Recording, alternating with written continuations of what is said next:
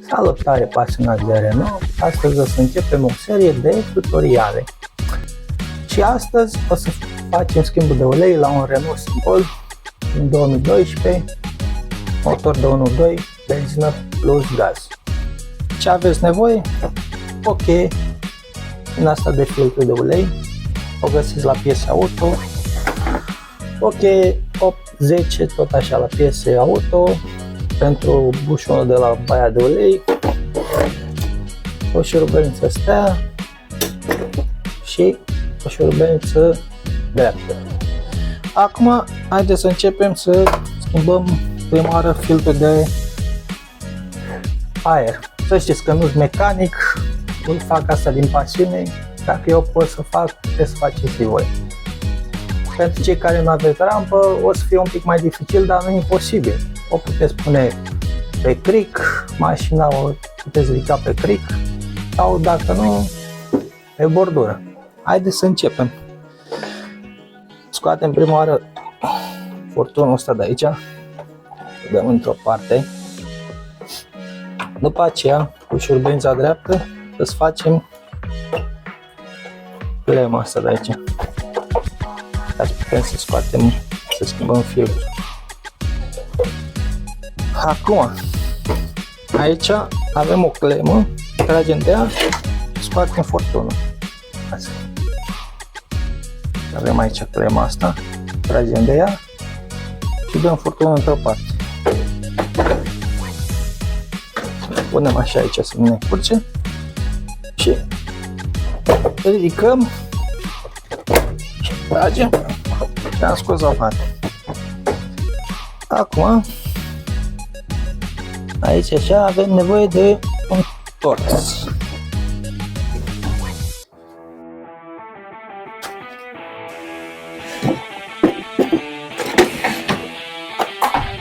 Folosim o mașină. Hai să vedem torsul.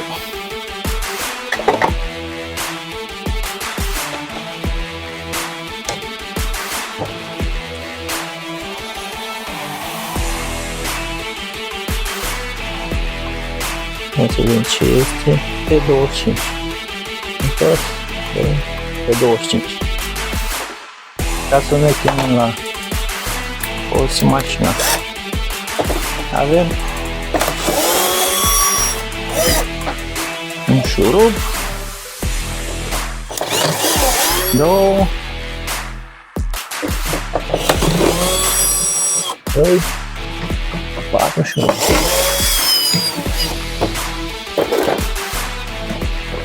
Am scos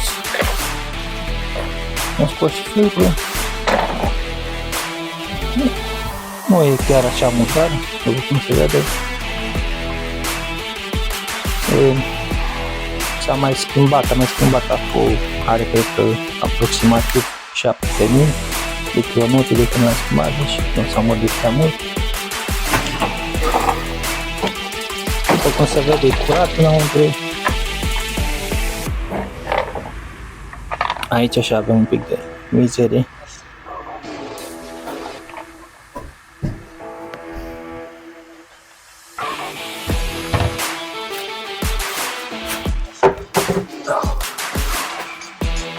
Luăm o pensulă din asta mai lungă. Ne curățăm un pic.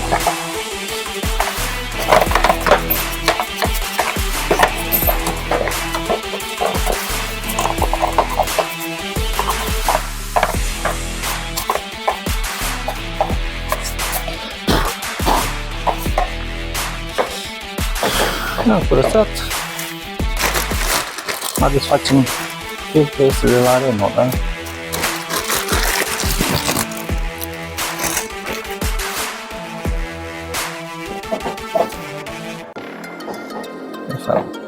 Așa, bine.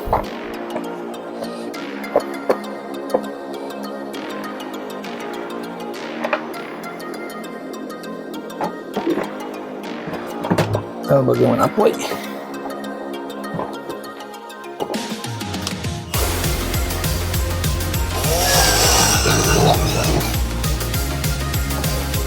Așa.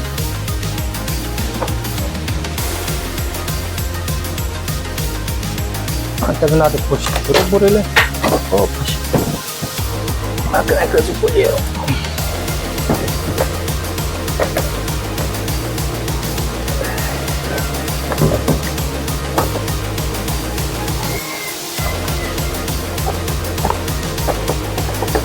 Deci dacă nu ești mecanic, n-ai pe exterior.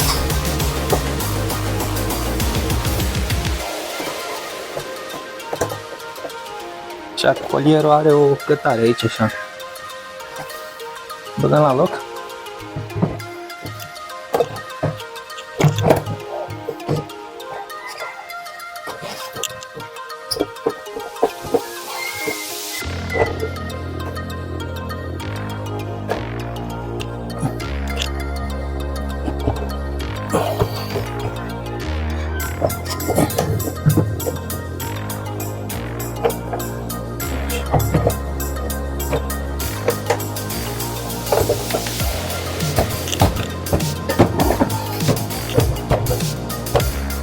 Băgăm și furtunul.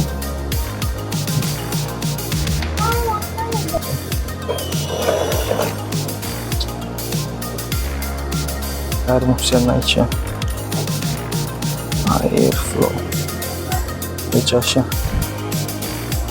Bine. Trebuie să-l băgăm încolo, dar nu prea ne lasă. Acum punem jurul la loc.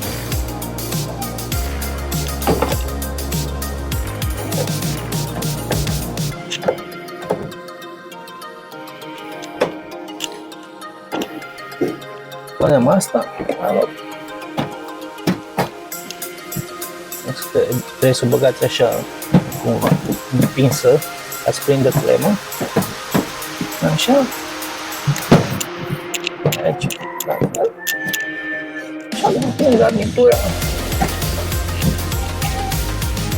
Și cam asta e aici. Acum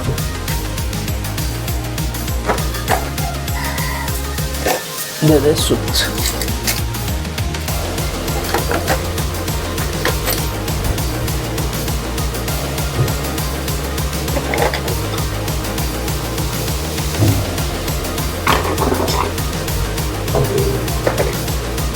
Avem filtru de ulei de la penură. Cheia.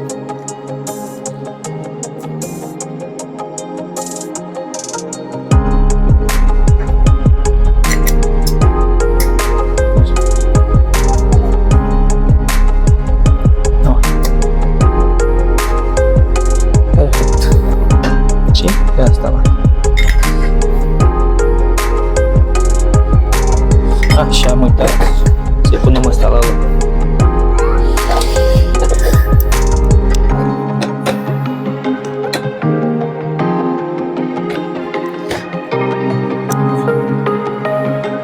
Pun și asta la loc. Și acum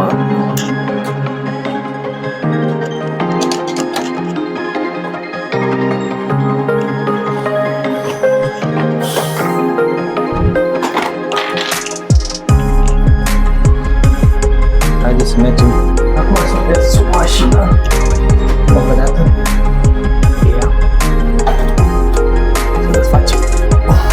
Facem o dată. Facem. Ușor. Ulei.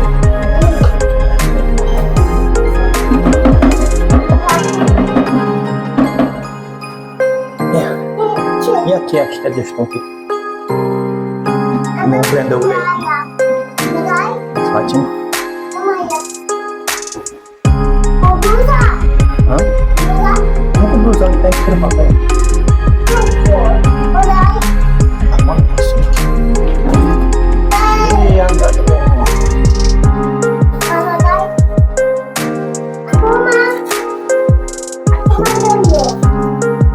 Nu s-a benzin.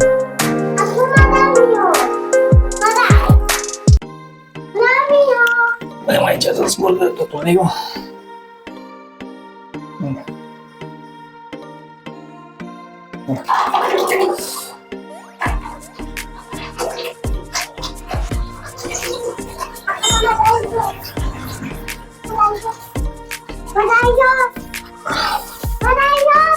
Nu avem loc amândoi. Stai acum.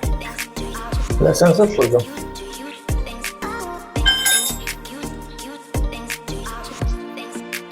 Cam negru. Am putut să cobor. Nu-ți coboresc. Mă ajută să ne un pic de ulei. Fac eu trebuie și la fel. Mă luăm cutia. Dăm și filtrul afară. De ce? Să curge și motorina? Da. Filtrul avem aici. Uite, da. Ce faci? Ce faci? Ce-ți fac? Uite, vreau să scot filtrul. Îmi dai voie? Da. Da? De la mașină? De la mașină, da. Trebuie să-l schimbăm și pe asta.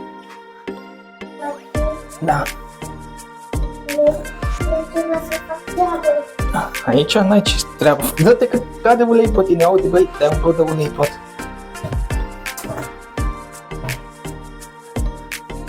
N-ai ce să faci treaba aici. Mașină. A? Fac mașina. Mașina o faci. Da. Hai, fă acolo. Fă tu acolo. Aici? Da. Acum, punem filtrul înapoi.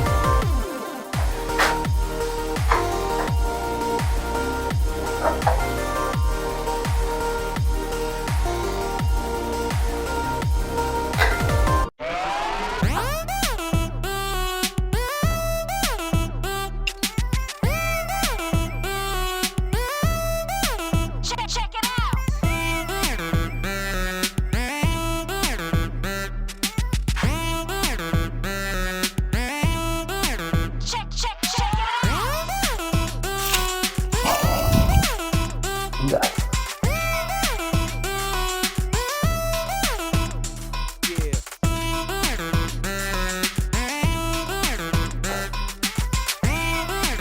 Ai.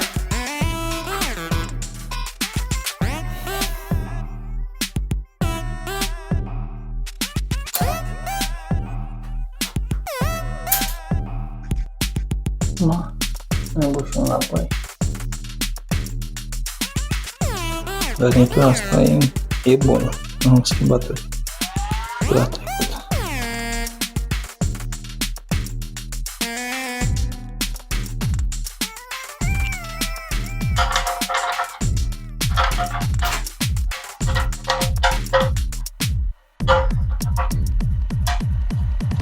Aici mare grijă să nu prindeți pe dacă întâmpinați că merge greu, poate și stați-o drept. E belea mare la casă. Acum, dai în sus, punem ulei. Și acum spunem uleiul. Normal trebuia pus original de la Renault, dar eu având gaz la ea,